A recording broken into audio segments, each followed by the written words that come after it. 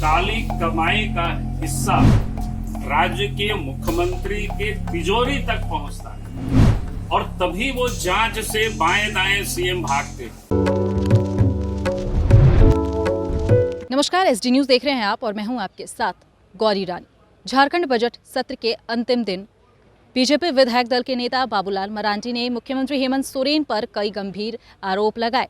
सीधे तौर पर निशाना साधते हुए कहा कि राजस्व का पैसा सीधे मुख्यमंत्री के खाते में जाता है। इसके साथ ही इस सरकार में खनिज संपदाओं की लूट बढ़ी है। तो वहीं गंगा में जहाज हादसे में हुए मौत की जांच भी उन्होंने सीबीआई से करने की मांग की। इसके साथ ही डीजीएसपी को तुरंत बर्खास्त करने की भी मांग उन्होंने सदन में उठाई।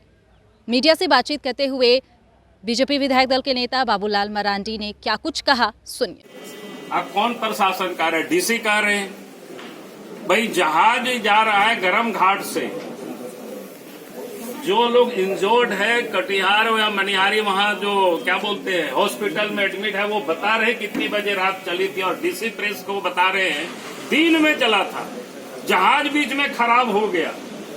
और वो कह रहे हैं कौन समदा घाट से चला था, जबकि जो व्यक्ति वहां इंजोर्ड है वो कह रहा है गरम घाट से चला था। और आज भी जो वहां से जहाज को लाया है वो गरम घाट में ही खड़ा है और वहीं से खड़ा होकर के डीसी प्रेस को ब्रीफ कर रहे हैं, लोगों को बता रहे हैं। किसको बेवकूफ बना रहे हैं भाई? एक बड़ा सवाल आया है सर कि जो जहाज दिखाया गया है वो जहाज डूबा नहीं है, बल्कि वो दूसरा जहाज को दिखाया गया है। इस मामले में कुछ खबर आ रही है? मैंने कहा कि पूरी जांच होगी तब पता चलेगा। अगर आप 82 विधायकों की सूची में देखेंगे तो मैक्सिमम विधायक ये कह रहे हैं कि इलीगल माइनिंग हो रहा है, चाहे पत्थर हो कोयला हो। तो सरकार को ऐसा कौन सी वजह आप इसके पीछे मानते हैं जो वो मानने को तैयार नहीं है या पूरे मसले की जांच कराने को तैयार नहीं? वजह बिल्कुल साफ है, मैंने तो बार बार कहा, क्योंकि इस काली कमाई का हिस्सा राज्य के मुख्यमंत्री के तिजोरी तक पहुंचता है और तभी वो जांच से बाएं दाएं सीएम भागते हैं। अगर उनके तिजोरी में नहीं पहुंचे तो भाई उनको कौन सी का डर है? सीबीआई को जांच दे देना चाहिए। हमने तो कई बताया कि हम भी जब राज्य के मुख्यमंत्री थे, जहां लोग मांग करते थे इस प्रकार की भाई सीबीआई की जांच होनी चाहिए, तो मैं तो कभी भी विलंब नहीं करता। भाई हमको क्या लस्ट है इसमें? हम राज्य की अच्छे और भलाई के लिए अगर मुख्यमंत्री है और वास्तव में उनके यहाँ काली कमाई का हिस्सा नहीं जाता है तो तुरंत सीबीआई को रेफर कर देने चाहिए। मामला ऐसे भी दो राज्य का है, तो निलंबित करें और उन दोनों के ऊपर कार्रवाई होनी चाहिए, ताकि जो इस प्रकार की लापरवाही, और अभी तक तो पता नहीं चल पाया है कितने लोगों की जान गई। अगर औसत भी मानेंगे,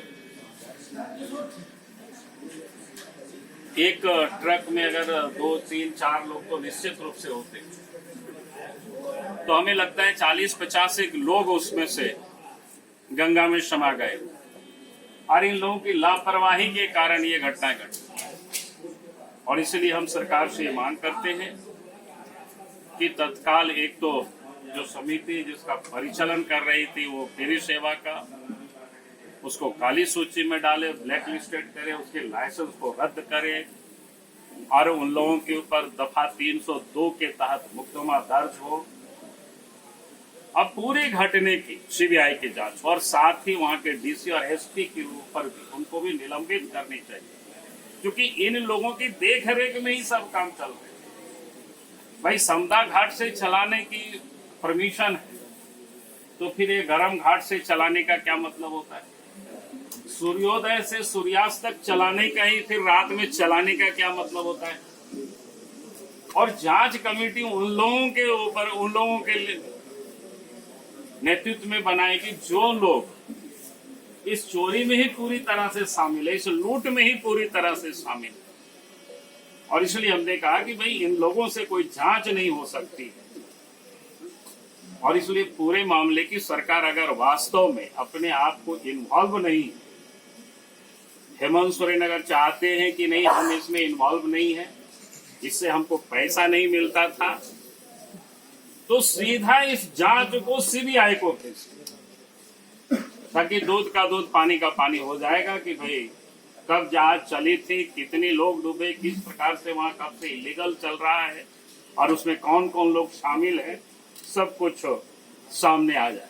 क्योंकि बालू, कोयला, पत्थर सब इस राज्य से जाता है और आज इसे नहीं, वर्षों से क्या बोलते हैं, जब से हेमंत सोरेन की सरकार बनी है तब से इसकी जोर पकड़ी और हमने समय समय पर राज्य सरकार को चिट्ठी लिखते रहा। राज्य सरकार तो एक नॉलेजमेंट तक नहीं देती है कि भाई चिट्ठी मिला कि नहीं मिला।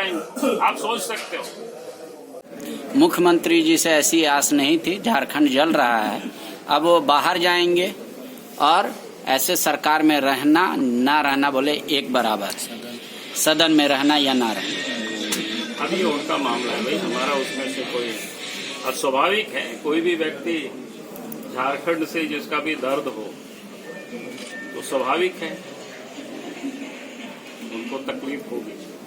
नहीं तो जब वो आंदोलन करेंगे, कह रहे हैं कि सरकार की नीतियों के खिलाफ, तो क्या भाजपा पे उनका जगह जगह साथ देगी 5 तारीख से जो घर छोड़कर बाहर आ रहा है? नहीं, हम लोगों से सहयोग मांगेंगे सर, उसके बाद विचार करेंगे। बाकी तो हमारी ओर से शुभकामनाएं उनको, उनके आंदोलन को। Thank you sir.